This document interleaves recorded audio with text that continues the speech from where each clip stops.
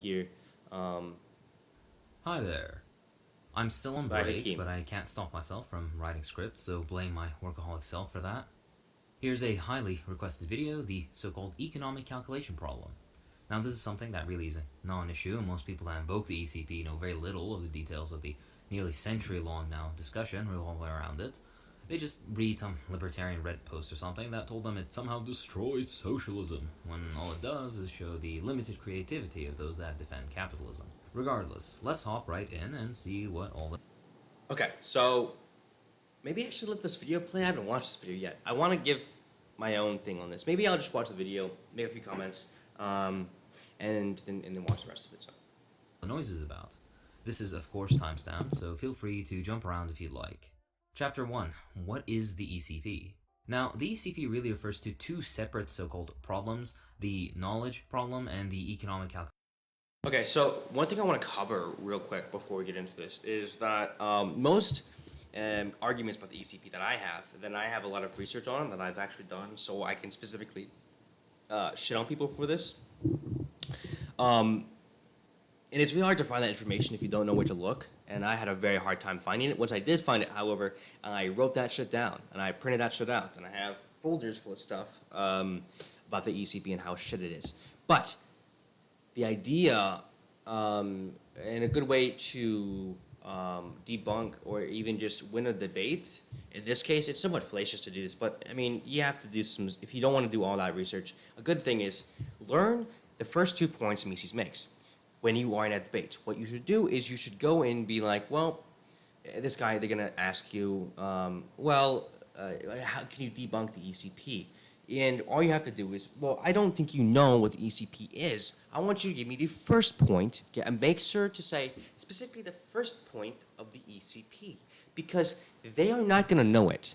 I can almost guarantee you they do not know in depth the problem of which they are presenting to you. They simply know it is a wild card you can pull out and try to scare them into thinking, well, socialism isn't, I can't be a socialist, I have to be a libsoc now or something like that. A lot of times that's why the people turn to libsocism, because they're like, well, I mean, I can't debunk the ECP, so I might as well just, do all this shit and whatever. So it's like, and then they go back down the liberal pipeline because the libertarian socialist pipeline, right back to liberal, man. A lot of libertarian socialists, former alt-righters, go to libertarian socialists, and then from that they go liberal, or maybe they go back to the alt-right. Well, probably not though. They usually just stay in that sort of leftist space: social democracy, libertarian socialist, democratic socialist. Which is odd for me. Oh, sorry. There's people here now? I'm here. North Korea's getting fucked over by sanctions. Also, its current leader is revisionist. Yeah, I would agree. Thanks, brother. I guess I can get into Discord if you want. I think it'll fuck up the thing, though, a little bit. Yeah, Shelling Tai, by the way. He's a cool dude, you know? But yeah, no. We're gonna continue on with this video. calculation problem proper. I personally see little point in separating the two, as the solutions to both are intertwined, but I want to give you all the facts. The basic overview was given by von Mises and built upon further by Hayek. The argument goes as follows. Rational economic decision-making is not possible without price signals provided by genuinely competitive markets based on private ownership of the means of production and investment on the basis of profit maximization. Note the word rational. Now, the smart ones amongst you almost immediately see that this is a statement on platitudes and assumptions, not reality. Exactly. Actually, one of the greatest points you can make is that you first have to define economic rationality. And actually, you know what? I'm just gonna let him explain it because he's gonna do it better than I am. So, oh, full screen? We're going full screen? Okay. I guess we're going full screen. I don't know why, but yeah. Good. I guess. Reality. In fact, it's a statement so endowed with ideology as to make Zizek blush. All the basic assumptions are provably wrong, and that'll be shown soon. The question basically goes, how could planners, be they all of society democratically contributing to a collective plan, or a more limited top-bottom and bottom-up highway between enterprise councils and a central planning authority, Decide how to coordinate production, what to produce, how much, at what stage, with which raw materials, how many raw materials, at the most efficient level, etc., etc. All this information needs to be gathered, calculated, parsed, and redistributed to the relevant centers of allocation and production at all levels of the economy. Mises' answer is a boring one. It isn't possible for them to do so, hence the market remains. A side note being that this doesn't argue against socialism per se, but more against planning.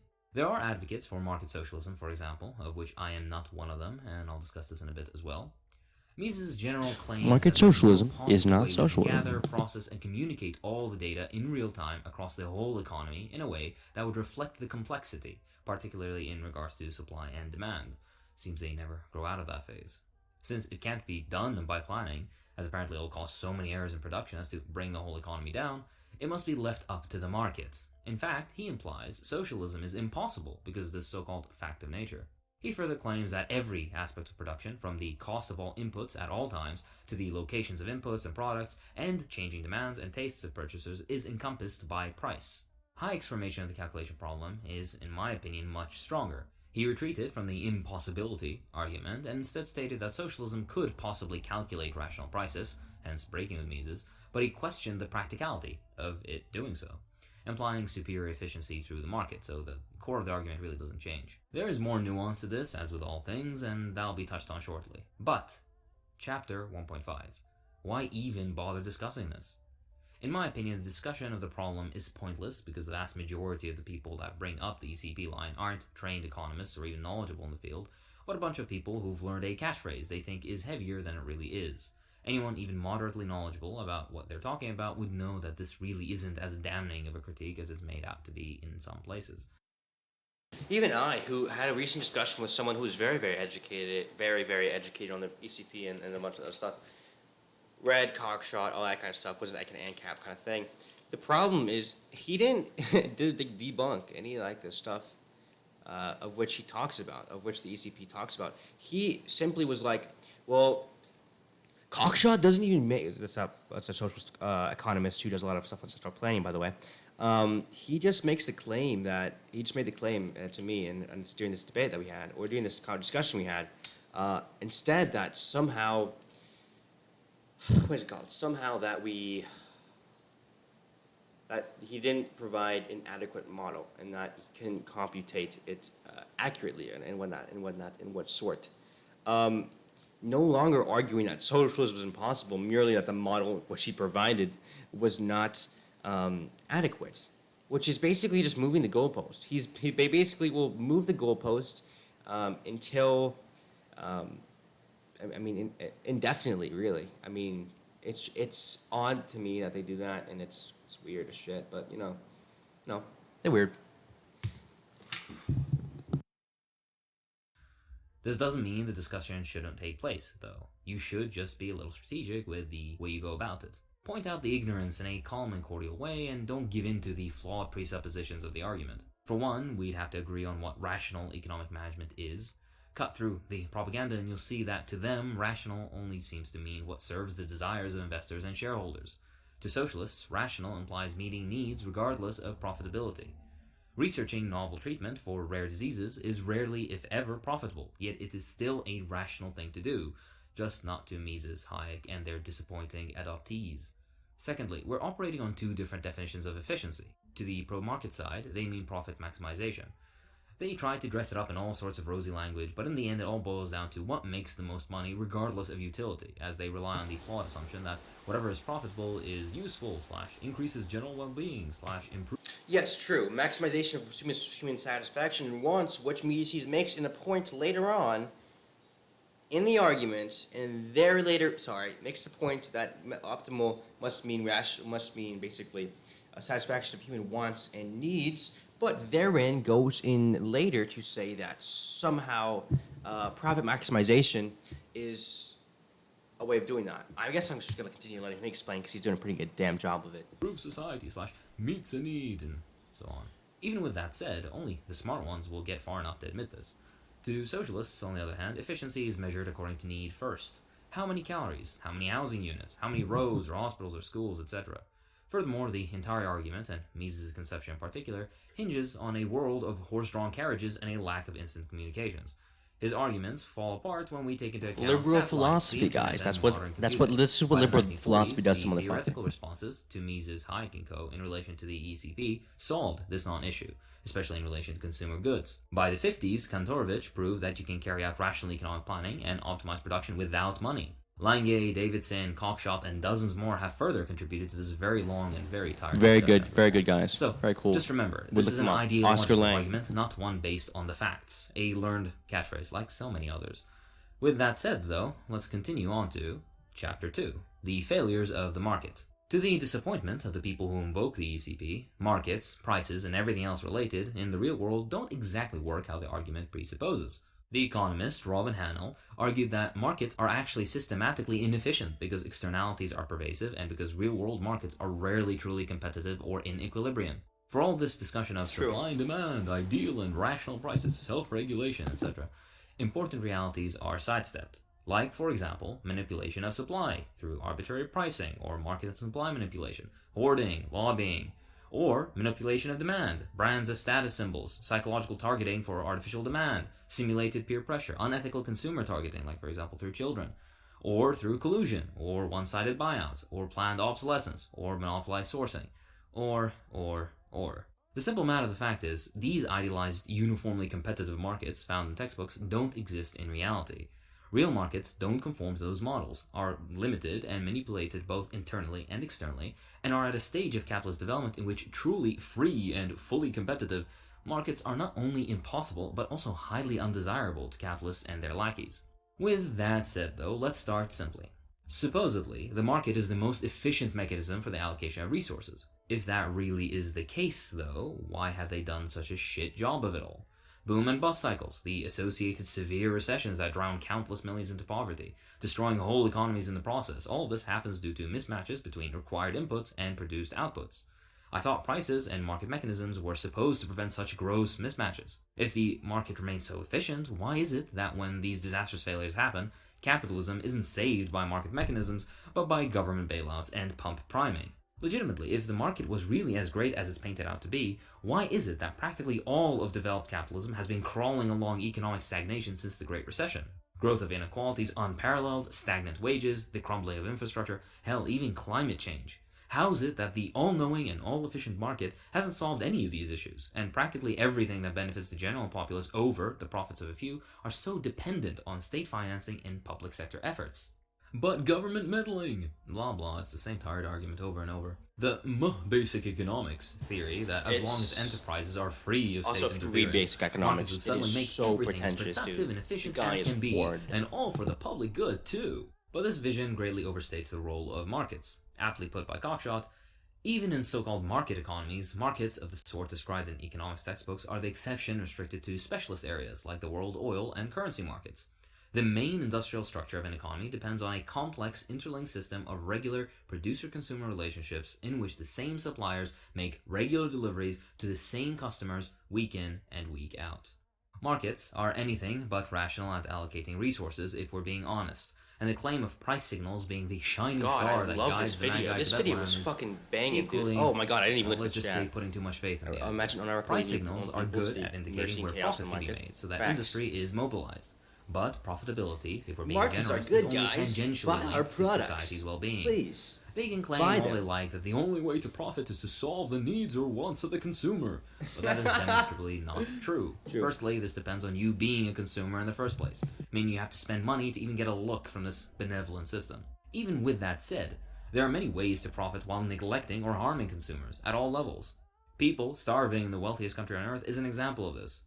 Homeless people next to people's homes. Do I need to yet again, for example, mention climate change, where rather than mobilizing to reduce carbon emissions and improve our collective situation, companies would rather bribe and lie their What a way out of fucking regulations banger and video, limitations on their dude. Best businesses. video on the Debunking the Simply ECP put, I've the seen. supposed efficiency I might do one and as well, quote-unquote actually. rationality I might do one of the just market gonna is keep it little more than a contract. meme, and a bad one at that. Especially when it's all built on a lie, since you have Chapter 3, Planning Under Capitalism.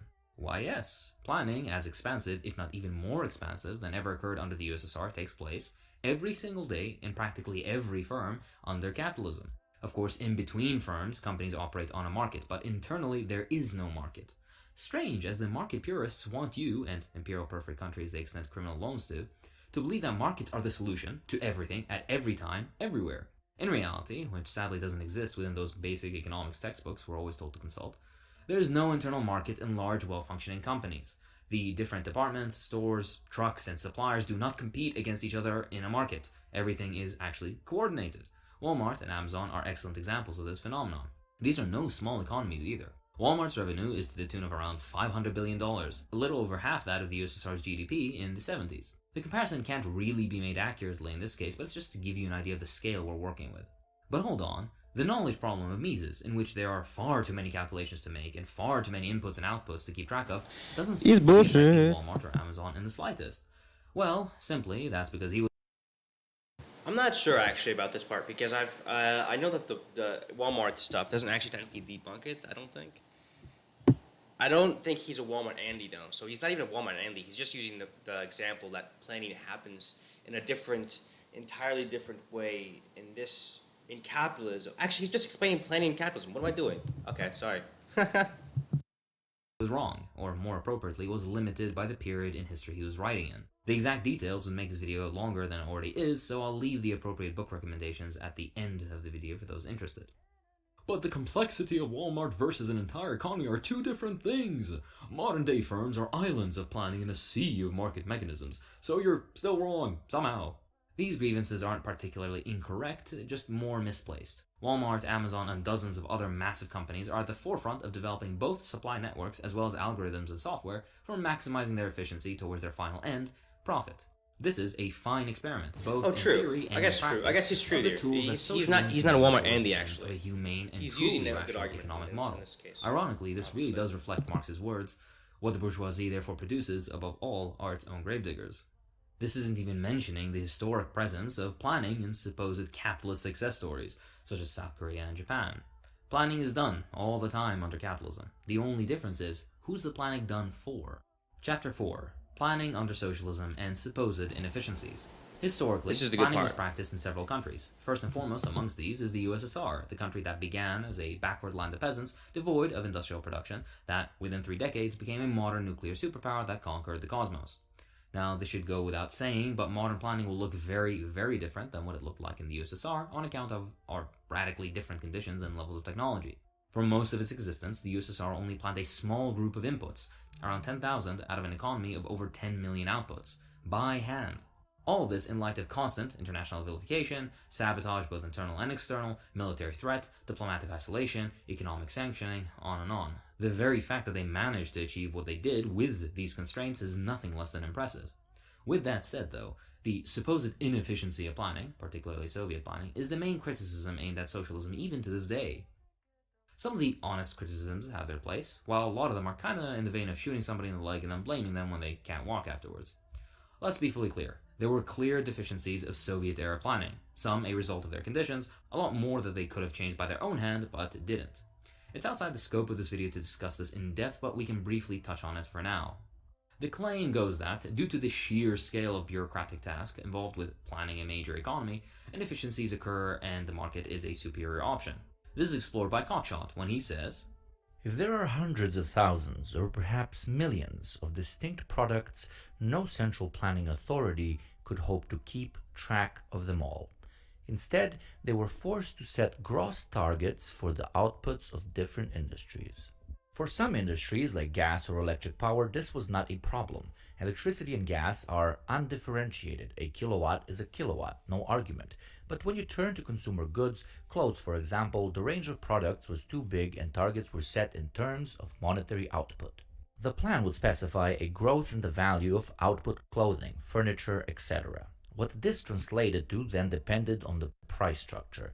By resulting to monetary targets, the socialist economies were already conceding part of Mises's argument. They were resorting to the monetary calculation that he had declared to be vital to any economic rationality, but empirical evidence for the greater macroeconomic efficiency of markets, even when compared to classical Soviet planning, is on much thinner ground. As Allen, 2003, shows, the only capitalist economy whose long-term growth rate exceeded that of the USSR was Japan, whose own model was some way from unplanned They capitalism. were a social democracy to Compared to something or other other. countries starting out at the same economic And they are level currently in the declining. 1920s, the Unfortunately, USSR again. grew Well, not considerably yeah, faster. unfortunately. It's not all doom and gloom for historic planning, though. In the early 90s, Morel, not a socialist by any regard, published an article in the Journal of Economic Perspectives reviewing empirical studies of efficiency in the socialist planned economies. The results? Virtually all of them found that by standard neoclassical measures of efficiency, the planned economies performed as well or better than market economies. Of the 18 studies he reviewed concerning technical efficiency, I need to get my hands on that report. What? Wait, what did you call it? 1 second. Sorry. So I can see at the end of the video, obviously, but I need to see. virtually all of them found that by standard neoclassical all doom and gloom for historic planning, though. In the early 90s, Morel, not a socialist by any regard, published Morale on the inefficiency of markets, and we'll leave that for later. Fantastic. Just wanted to put it down before we go on. Continuing on. Come on. an article in the Journal of Economic Perspectives reviewing empirical studies of efficiency in the socialist planned economies. The results? Virtually all of them found that by standard neoclassical measures of efficiency, the planned economies performed as well or better than market economies. Of the 18 studies he reviewed concerning technical efficiency of firms and standardizing their methodologies, he got the following results. A 90% level of technical efficiency in capitalist firms, a level of 93% in Soviet firms, in another 84% versus 86%, in another 87% versus 95%, and so on, practically identical. Furthermore, to the disappointment of those that decry the supposed soft budget constraints of socialist economies, meaning since the socialist state had an interest in having firms succeed, those same firms have technically no hard budget limit, and somehow this leads to inefficiencies. The reality is that socialist economies had a pretty high level of allocative efficiency, which is the degree to which inputs are allocated among firms in a way that maximizes the total output. His research found that, even at 100% allocative efficiency of inputs, Soviet outputs would grow only by a meager 2%. Hilariously, in my research for this video, I found strange justifications for these sort of results from the pro-market side. Basically, oh yeah, Soviet planned economy was as efficient, if not more efficient at allocating resources, but that's because they didn't have technological innovation. Only the market can do that. Rarely do I see such concentrated cope. The fallacies of the above pro-market statements are self-evident, so we'll move on.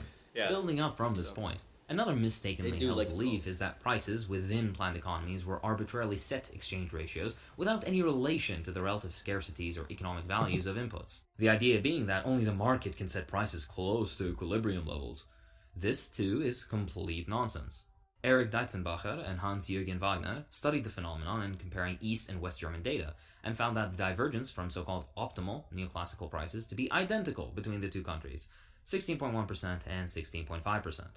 Simply, the USSR and other planned socialist countries, despite having flawed systems of planning that nonetheless relied on a form of price signaling, still performed fairly well. That's not to say that their system of planning should be repeated, but it can be taken as an example to be studied and learned from.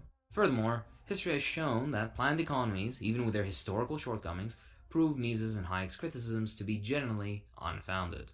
Chapter 5. The Future of Planning in Light of the Past. The fundamental assumptions behind the ECP is what is mistaken.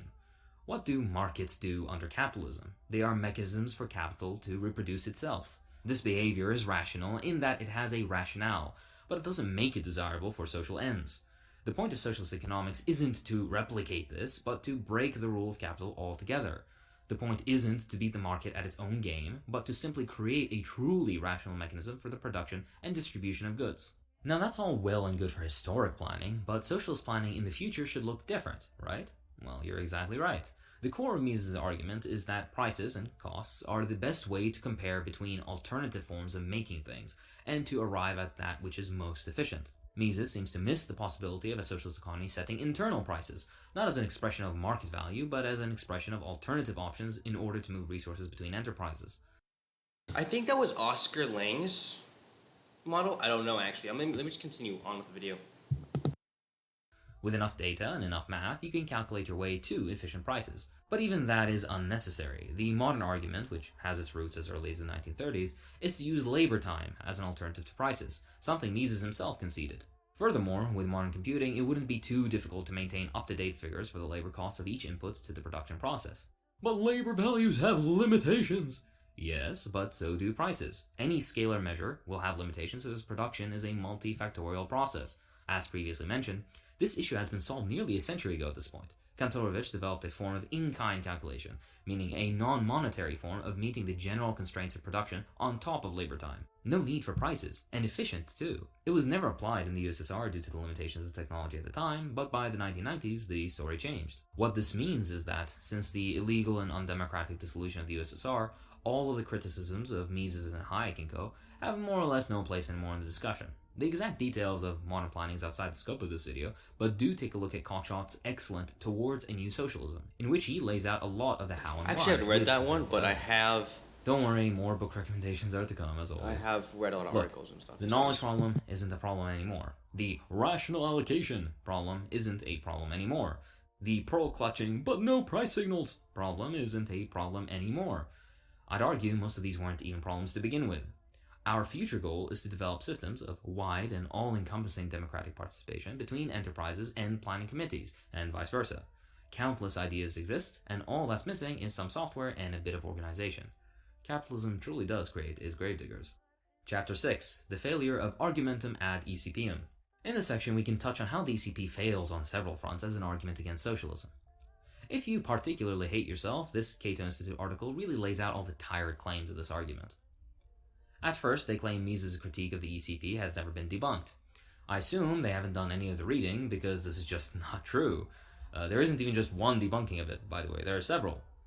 They then go on to repeat the price nonsense, the idea that prices are somehow better descriptors of behavior in an economy, which is patently false, as we've already discussed. Economist Joan Robinson argued that many prices in modern capitalism are effectively administered prices, created by quasi-monopolies, which challenges the connection between capital markets and the so-called rational resource allocation that happens in a market. But that's beside the point, though. Prices, too, lose fidelity because they cannot contain and transmit all the information necessary for the relative material circumstances, as well as describe the overall costs or benefits of certain actions. Prices are only good enough for maximizing profits. Prices won't tell you the impact of greenhouse gases on the environment, nor will they take into account inability to access private healthcare. These two are costs and information relevant to society, yet prices don't give a damn. This of course ties back into the idea of so-called rational planning and how pro-market and socialist voices view what exactly is rational differently. Polluting a river because it's cheaper than properly taking care of waste is rational to the pro-market side, while providing a rural mountainous community with healthcare, despite it being wildly unprofitable, is rational to the socialists. But that's why government interference exists. But we're no longer in the textbook uniformly competitive market picture in that case. Also, that statement betrays the truth that even the most pro-market pundits know, that markets aren't all that efficient when it comes to stuff other than maximizing profits. The ideology game is fickle, you see. Can concede this. They go on to meme about, without prices, there is no effective way to allocate resources at a societal level in service of consumers. Again, they don't see the fundamental failing that is serving consumers, meaning whatever is profitable. Again, capitalism has shortages all the time, you just don't see them unless you're poor. Also, the aforementioned research earlier in the video has shown this to be also false. They go on to waffle about Walmart and Amazon not being valid examples for socialism in the book, The People's Republic of Walmart, despite not having read the book, it seems, as the book's entire argument is, and I quote, all of this hints at how economic planning on a massive scale is being realized in practice with the assistance of technological advance, even as the wrangling of its infinites of data, according to Mises and his co-thinkers in the calculation debate, are supposed to be impossible to overcome. The foundational stones are being laid. It doesn't matter if there's only intra-firm planning currently under capitalism. According to neoclassical nonsense, this already is heresy. The market is supposed to be the best at everything. The failed experiments of Sears and other companies in having intra-firm market competition failed, and failed spectacularly. The book goes into this in great detail. Planning within a single firm can grow into planning of all society. So, I may be wrong, actually, with regards to the Walmart Andes. The Walmart Andes, the guys, the Walmart folks who often go, well, they already, wow, sorry, this is actually kind of like, Because I knew a guy who used to debate this kind of stuff. And he gave up on it because I guess he didn't read the book. Maybe he didn't read the book, I guess. But, like, I wonder how long the book is. Because I might read that. Not sure. But, yeah, no, let's continue on. So their limp dismissal of the book and its arguments really comes across as nothing more than an ineffective coping mechanism. They go on to state that planning is inefficient, in the example of the USSR, which has already been discussed and shown to be false. Then they trip on their own claims of that supposed inefficiency by saying the USSR invented and innovated pretty well, actually, but just didn't have the institutional arrangements to turn inventions into marketable or consumer products. Yes, that's apparently an argument. The entire rest of the article can be summarized as, what's good for General Motors is good for the United States. Basically, fuck it and do whatever you like business-wise, it'll magically benefit society on a whole. We've seen how well that train of thought has worked out in the current climate catastrophe. Little more than ideology clouding rational thought, a favorite pastime of these types. Another strange claim that's floating around is the idea that sane computers generally help in solving this ECP non-issue is somehow incorrect. Basically, the same claim of the market being more efficient, quote-unquote, let's play the what exactly does efficiency mean, though, game again. That planning would have to exponentially expand and develop ever superior AI to even meet the basic form of the market, let alone surpass it. What this misses is that the aim isn't to beat the market at efficiency, no matter how you define efficiency. The market is garbage at that already. Even by profit maximization standards, planned economies did a decent job at that too.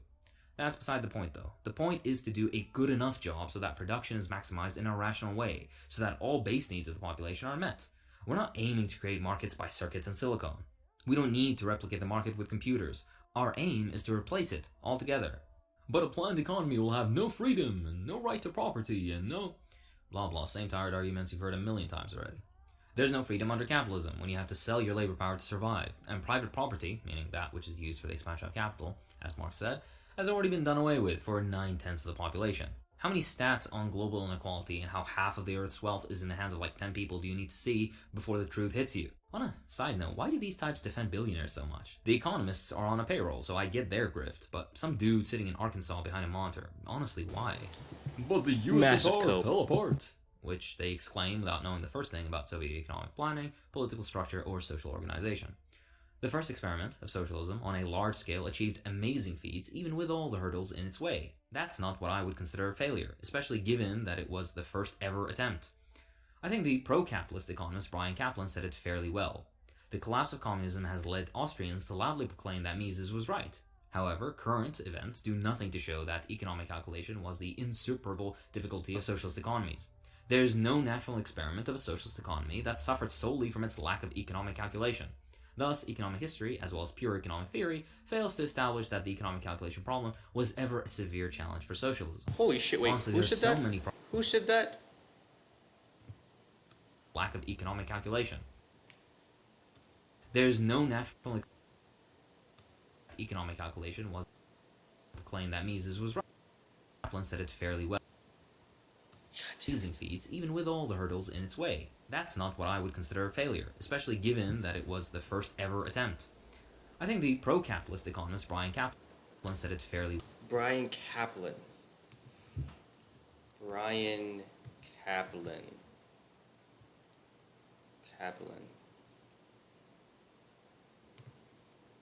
Okay, that's. I need to say that. Save that for later research. Let's just continue on. Well, the collapse of communism has led Austrians to loudly proclaim that Mises was right. However, current skip this part. Calculation. Thus, economic. Deeper critiques get a lot more mathematical and boring, so I've omitted them, but you're more than free to check out the further reading section at the end of the video if you're interested. Very Pretty interested. Much every objection raised, both common and obscure, is covered by the many sources and PDFs I link. If you're to read only a single one, though, I recommend it be Cottrell and Cox. 100% fucking agree. 110 fucking percent agree. Okay, you get your fucking self this shit, dude. If you're a socialist, if you ever want to claim you are a socialist, if you do, okay, you need absolutely, undeniably, okay, you need this fucking paper, dude. Okay, this fucking paper, dude. This one right here. 1993 paper. It explains most, if not everything, you need to know. This fucking bad boy right here, okay? Mark this shit up. Mark it up. Annotate this shit. Take some fucking notes on this shit. Very important. Very important. Extraordinarily important, okay? Use this shit, okay? Anything by Cockshot, print that out. Cherish it, okay? Continuing on. Shot's calculation, complexity, and planning, the socialist calculation debate once again. All of this can be found in the pinned comment. Chapter 7. Market Socialism as a Solution? For those who have read further into this topic, you'd definitely be aware of the many market socialist models that have been developed over the years. From Alec Nove's work to Lange's models, there are several market-dependent socialist setups that exist that claim neoclassical socialism is Mises Hayek to differing extents. I personally am of the opinion that market solutions, be they so-called socialist or not, aren't solutions at all. This video is long enough though, so I'll bullet point my arguments here. Markets can only provide information on individuals and their market engagement. Markets are incapable of providing meaningful information about the social effect of said private market engagement. Markets rely on investment relative to other investments to measure productivity. Investment decisions require long-run estimates of collective needs, but prices reflect only present data. Investment is limited on a temporal basis by the short-sightedness of market decisions. To quote McNally, how is the market to regulate decisions with respect to public goods, which will, at least in large measure, be consumed by the next generation? If market regulation does exist and relies on prices in the wider sense, meaning planning prices as in terms on which alternatives are offered, there is no reason why such planning prices couldn't be determined without resorting to market regulation. Private, small-scale markets in either only consumer goods or solely so-called luxury goods have a place in the argument, as Cockshot and McNally state. If we're going to have collective state directives to such a deep level, though, why even have markets at all? There's a lot more to this, but honestly, I'm supposed to be on break, so I can't bring myself to extend this video another 5 minutes for this point. Do forgive my laziness here, but take a look at the further reading. Conclusion. Today, we have scratched the surface of possibly one of the most boring and pointless discussions on socialism over the past century. Historic planning had its issues. Further planning most... I think I'm gonna get off the conclusion. I don't think I'm gonna read the rest of it. Maybe I'll listen to the rest of this, but... Actually, it just took 2 minutes long. Why am I being a bitch about it? No, but I don't think it's boring. I think it's fun because you can have a lot of fun with this. Once you learn all this shit, once you learn all this stuff, you can have a lot of fun with ANCAPs. You can fuck with them real nice. So, in terms of the maximization of human needs or of human desires, the ECP debate is incredibly effective in this way, I would say, because God, is it nice to fuck over an Austrian, dude? It is, mwah, okay. To criticize Austrians, to shit on Austrians in debate, to shit on Mises, cucks, Hayek cucks,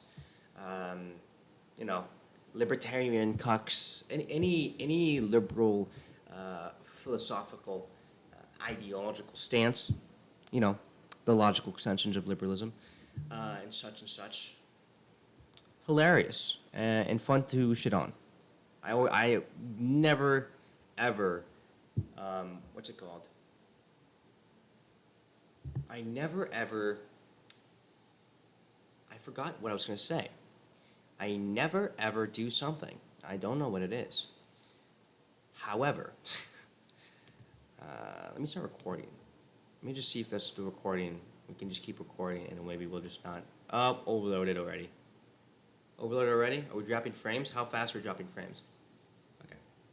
If we just don't do too much, hopefully we'll be fine. Because I want to record these and I want to put these up. But, I probably should have done that before the video. But, yeah. We're gonna take a little break in a second here. But after this video is over. So, we'll finish this up. Likely will as well. But anything is better than the reckless anarchy of the market that implodes on itself every couple of years, only to risk humanity's survival further, be it through climate change, the collapse of social and economic structures threatening war, or even boring things like the implicit inability of markets to meet the actual needs of people. Our future in planning won't take form overnight, nor will it be easy, but it will be necessary. Most importantly of all, though, it's definitely doable. I have some recommended reading for you, as always, and this includes The People's Republic of Walmart by Phillips and Rozorsky, a decent introductory book into the topic, generally, but it reproduces some of the usual anti-Soviet remarks, especially when commenting on the early economic discussions within the USSR. It seems you can't get published without them. The rest of the work is decent, though. Then we have McNally's Against the Market, which too is decent. He's a trot, though, and doesn't let you forget it, but his arguments, particularly against market socialist variants, are pretty good. Finally, I had the pleasure of recommending Cockshot's new book, How the World Works, which is an absolute masterpiece of a book. Incredibly ambitious, I might even say over-ambitious. It touches on so many points so beautifully that I'm actually telling you to go and read it right now. The second half of the book, directly relating to socialist economy, is indispensable. Go, right now.